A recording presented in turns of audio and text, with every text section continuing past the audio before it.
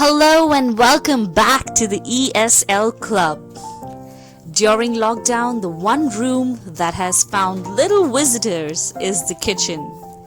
Being at home has created an opportunity to teach kids a new skill set that is seldom learnt on their own.